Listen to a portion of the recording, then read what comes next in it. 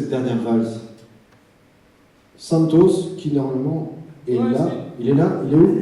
Ah ben, elle, autant pour moi, on l'applaudit bien fort.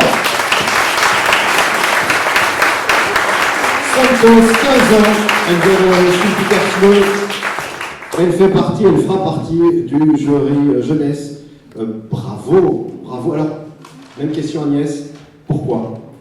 Parce que c'est une histoire à la fois tendre et cruelle, ce qui n'est pas facile quand on fait des nouvelles fantastiques d'arriver à mélanger les deux, puisque à la base, c'est super mignon, sa grand-père, il a envie de voir sa petite fille, il lui raconte une histoire d'amour avec la grand-mère qui jouait merveilleusement du piano, et il lui jouait du piano à chaque fois, sauf que ça fait des années que quand il joue du piano, il revient sous forme de fantôme. Et ça reste très saisissant jusqu'à la fin, parce que la fin, en fait, c'est un grand-père maléfique qui va faire s'effondrer la maison sur la petite fille, et va heureusement en sortir de tout juste, et restera intact derrière elle le piano.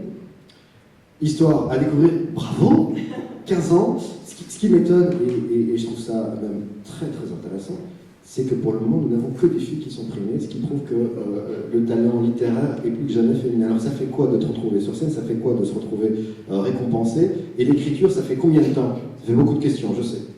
En fait, je ne m'attendais pas du tout à ça, donc je suis extrêmement heureuse et je n'écris pas très souvent. D'ailleurs, le français, c'est pas vraiment ma première langue. J'ai appris il n'y a pas très longtemps, donc... Ça mérite encore une fois de l'applaudir, parce que vraiment, le talent...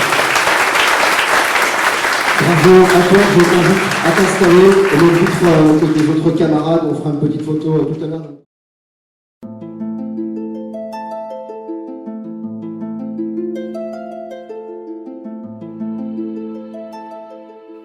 Il y a bien des années de cela, lorsque je n'étais qu'un enfant, mon grand-père m'invita chez lui. Mes parents ne semblaient pas croire que je disais vrai et ne voulaient point me laisser lui rendre visite. Je ne comprenais cependant pas pourquoi. Je désobéis donc à leur ordre et je partis visiter le manoir de mon grand-père qui était à quelques pas de notre maison.